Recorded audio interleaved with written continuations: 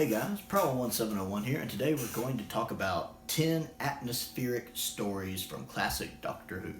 Now, atmospheric can actually mean a lot of things. Something can have a romantic atmosphere, a comedic atmosphere, a mysterious atmosphere. But what I mean here is the more scary, suspenseful, tension, creepy atmosphere. You know, what a lot of us think of when we think of the word atmospheric.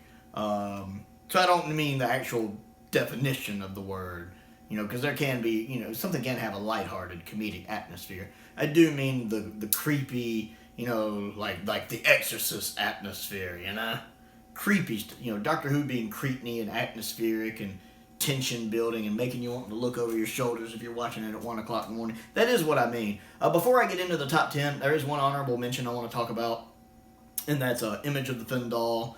Because I've only seen Image of the Fendal once, and I don't own it, so I haven't seen it recently. I do remember it being a bit atmospheric. I love when a lot of it takes place at nighttime. The stuff with the cult in it works pretty well. What's happening to the female scientist as she's slowly getting taken over, all the bits with the skulls, pretty good imagery there. Really, my only disappointment with Image of the Fendal was the final transformation of the Fendal creature, with the gold paint and the mock-up creature behind it. I don't think that was executed well. But there was a lot of atmospheric moments I enjoy in the story. It's not fresh enough on my mind to really talk about it, so I didn't include it on the list. These aren't necessarily in order. They're kind of semi-in order. Like the top 3 or so are really in order. Seeds of Doom is number 10. It has a good atmosphere to it, especially at the beginning when they're in the Arctic. I really like that. Very much has kind of the Thing vibes to it, even though it came out, before the 82 version of the Thing. It's really hard for me to pick a favorite part of the episode. I like Seeds of Doom. I like the idea of Seeds of Doom. I think Tom was on fire in it. And there's even some good atmosphere when they get to Chase's house, but I really think the main atmospheric part I like is when they're in the Arctic at the beginning.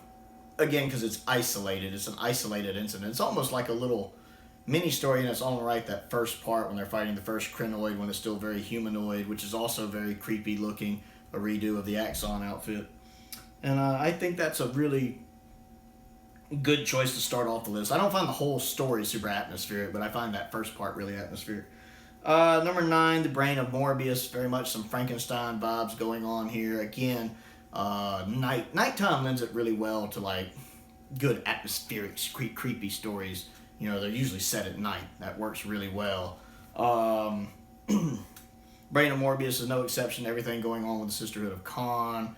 While Morbius, to me, I think he's aged pretty decently. He looks in some ways outdated, in some ways not, but I love everything going on with the story. I love the mental battle between the Doctor and Morbius. I love the idea of Morbius as a more dangerous version, perhaps, of the Master.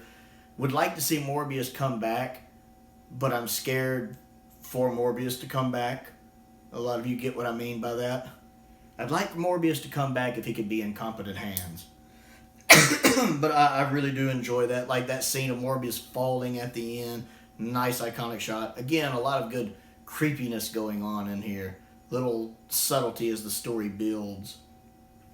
Number 8, I have Power of the Daleks. It's really impressive how even animation, how the animation works, especially the 2019 version, and how black and white really, really does serve this story well. Black and white really does help 60s Who at times at building atmosphere. Think of games like Limbo. Limbo wouldn't work in color. Limbo, part of its atmosphere and tension and creep factor are the fact that the game is done in black and white. That medium lends itself to creating the fear factor and the sense of isolation and otherworldliness that Limbo builds. 60s Who does that really well too, whereas the black and white being a different medium can cause different emotions and reactions to people on a conscious and subconscious level. Power of the Daleks, I think, does that really, really well, even with the animation. The surviving footage shows that too, like when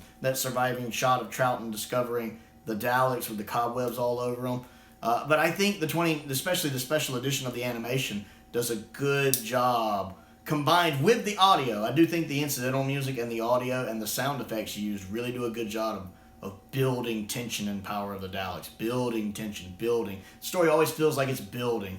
Because we know, as the audience, know more than the people on the planet Vulcan there, that the Daleks are bad. We're waiting for them to turn. And then we also have everything going on with the rebellion, with one group of humans rebelling against the other group of humans. And we know all of this is going to come to a head, and just watching that tension build, watching the Daleks. That scene when the Daleks are rebuilding themselves at the end of, like, what is it, episode 4, I think it is, when you see them coming. Even the animation of that is such a beautiful scene when you see them carrying the little squiggly things, putting them in the bodies. You see them on the assembly lines. Daleks conquer and destroy. Such a beautiful moment. Watching Lesterson just lose it. Watching Lesterson over the course of the story, I feel like Lesterson is kind of like this is like, I can't think of the word I'm looking for. Lesterson kind of embodies the story in the sense that we see the story going through these phases much like he is, where he's cocky and sure he can control them, to realizing the Doctor is right and in fear of them, to just going mad and flipping out and losing his mind and watching his mental breakdown. You know, it's so good as the story just builds and builds and builds. I really am impressed how well Power of the Daleks pulls off its atmosphere and its tension. And it does feel very confined, the way the rooms are designed. I really like it. It feels very base under, which it is, feels very base under siege, like there's no way quite to get away. So even though they're a group, they're very isolated, which a lot of the other stories on this list do that really well. And I definitely think Power of the Daleks works better in black and white than it would have in color. I've seen the 2016 color version. But I'm glad they only did the special edition in black and white, because I do think it is a story that just lends itself to the black and white as a medium. It really helps build the atmosphere.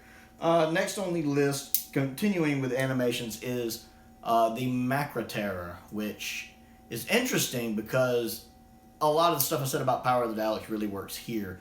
It builds a lot of its tension.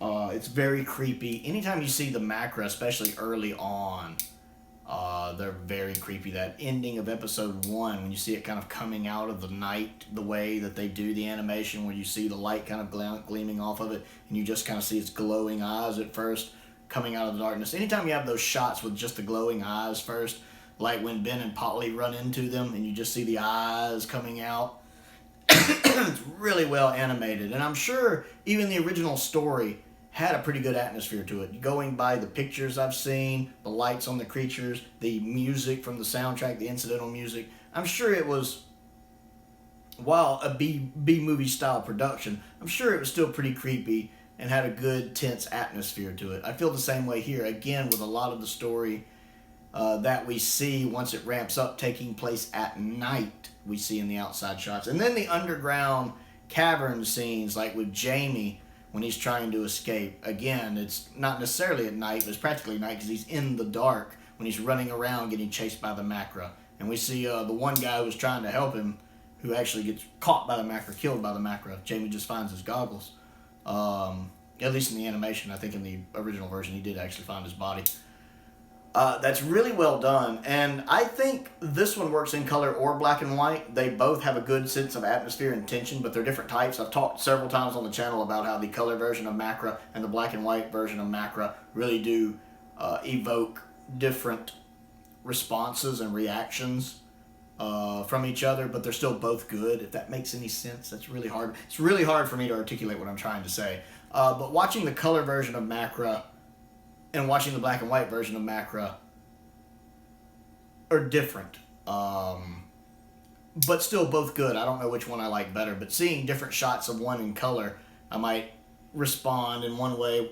Seeing one in black and white, I might respond another way. I really don't know what I'm trying to say here with this one.